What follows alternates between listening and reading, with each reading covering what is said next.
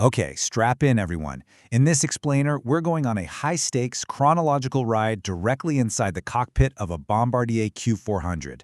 Our mission? To effortlessly memorize the rigid standard operating procedures, the SOPs, for an ILS precision approach. Seriously, if you've ever looked at an SOP manual and just felt completely overwhelmed by the sheer volume of callouts and speeds, well, this explainer is designed perfectly for you. We're going to take that complex sequence and turn it into a simple, predictable rhythm using some really handy memory tricks. By the end of this, you'll have the exact cues you need to navigate this approach completely by the book. Let's get into it. So, here's our flight plan down to the runway. We'll be hitting 6 strict trigger milestones: initial setup, intercept and approach, capturing the localizer, the glide slope sequence, final landing configuration, and finally, minimums and decision. Right, before we even think about touching the flaps, we need to talk about exactly where we are. The absolute crucial rule right out of the gate depends on whether you're in a radar or non-radar environment within 30 nautical miles of the terminal area. In a radar environment, it's pretty straightforward. Both the pilot flying, the PF, and the pilot monitoring, the PM, can just set the ILS on their respective sides. But if you're in a non-radar environment, orientation is absolutely key. The PF will be on the ILS, but the PM must stay on the VOR to maintain situational awareness. So here's a great memory trick to lock this in. Radar equals dual ILS, non-radar splits the difference. Simple, right? Now, let's say ATC starts throwing radar vectors at us for the approach. Let's look at the initial actions for the pilot flying. The PF presses heading select and turns the heading bug to whatever heading ATC gave them. But here's your tactile memory trick, and it's brilliantly simple. Change your nav source needles strictly from pink to blue. Just think of it as leaving the pink sunset behind for the clear blue sky of the localizer. Within that 30 nautical mile ring, the PF sets the ILS frequency on their side. Then, on the FMS, you just hit Activate Approach. Boom. Once you do that, the extended runway centerline magically appears right there on your multifunction display. As we descend, we hit a critical altitude that kicks off our cockpit rhythm. At exactly the 2,500-foot radio altimeter mark, this almost musical call-and-response rhythm between the PF and PM begins. And trust me, this rhythm makes rote memorization so much easier. The PF calls out, Rad Alt Alive, set TCAS above. The PM then immediately rechecks the QNH, sets the TCAS to above, and announces loud and clear, TCAS above. From here on out, flying the Q400 is honestly like playing a perfectly rehearsed duet. Now listen up, because this brilliantly illustrates a really common trap you absolutely must avoid. It's strictly based on exactly which clearance air traffic control issues. You've got to pay close attention to the button coding differences here. If ATC says cleared for localizer-only approach, the PF specifically pushes the nav mode button. However, if ATC says cleared for ILS approach, the PF selects the approach mode button. You need to memorize this exact distinction. Nav is for localizer only, approach is for the full ILS. All right, we are now cleared for the approach and ready to intercept the final approach course. Within 90 degrees of that final course, the sequence has to be completely strict. The PF selects and verifies the ILS on both sides. Next, the PF presses approach mode and delivers the call-out approach mode armed, localizer glide slope armed. The PM simply replies, check. Immediately after that, the PF must verify the airspeed is below 195 knots to call set flap 5. The PM rechecks that speed, sets the flap, and replies, flap 5 set and indicating. The PF closes the loop with a firm check.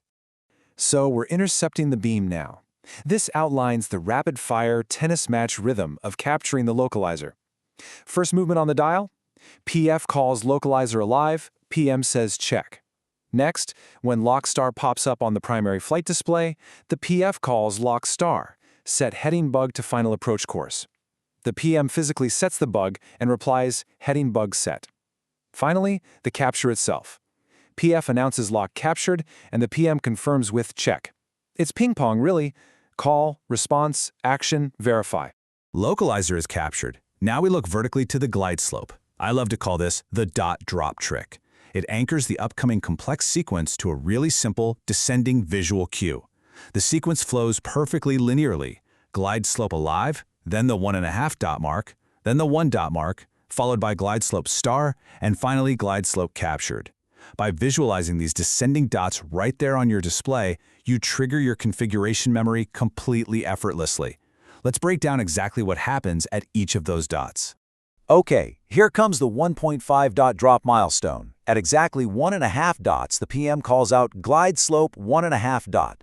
This is the PF's trigger to initiate the gear down sequence. The PF checks the speed is below 195 knots and commands gear down. The PF checks the speed again, selects the gear down, and gives that reassuring response literally every pilot loves to hear. Gear down 3 green. The crucial point is what happens next at the 1 dot mark. The PM calls glide slope 1 dot. Things are really getting busy in the cockpit now. The PF must check the speed is strictly below 167 knots to command set flap 15. The PM verifies the speed, sets the flaps, and confirms flap 15 set. And right here, this is a signature Bombardier Q400 move. The PF announces condition levers to max, and the PM pushes them full forward. Your props are ready, your flaps are out, gear is down. Now note carefully that this landing configuration absolutely must be completed before the final approach point, or FAP. Therefore, right before the FAP, the PF calls landing checklist, and the PM executes it and responds, landing checklist complete. Actually, if the crew had previously briefed and planned for a flap 35 landing, this is exactly when the PM calls flap 35 to go. The PF checks that speed is strictly below 153 knots, calls set flap 35, and the PM sets it, calling flap 35 set and indicating. The very moment glide slope star appears on the PFD, the choreography just keeps flowing. The PF calls glide slope star, set missed approach altitude. The PM dials it in, say for example 2,600 feet, and announces missed approach altitude 2,600 set. Then as that final vertical lock happens, the PF calls glide slope captured and the PM says checked. Once ATC officially hands over the landing clearance, the PF reaches up and sets the taxi light on. All right, let's move into what I like to call the rule of 5s and 1s to see how this builds our final situational awareness. Starting at 1,000 feet above field elevation, or AFE, the PM glances at the radio altimeter and clearly calls 1,000 FT. At this exact moment, the PF must ensure the approach is entirely stabilized. If it is, the PF confidently calls out stable continuing. Next up, in the rule of 5s and 1s is the 500-foot mark. Hitting 500 feet triggers a very specific critical system check. The PM glances at the bleeds to strictly ensure they're set to min and off. An easy rhyme to effortlessly lock this in your memory is 500 feet, bleed the heat. It ensures maximum engine performance is available as we get closer and closer to the ground. You can feel the tension rising here. We hit the high-stakes 100 above minimums milestone. The PM glances at the barometric altimeter and calls out 100 above minimums.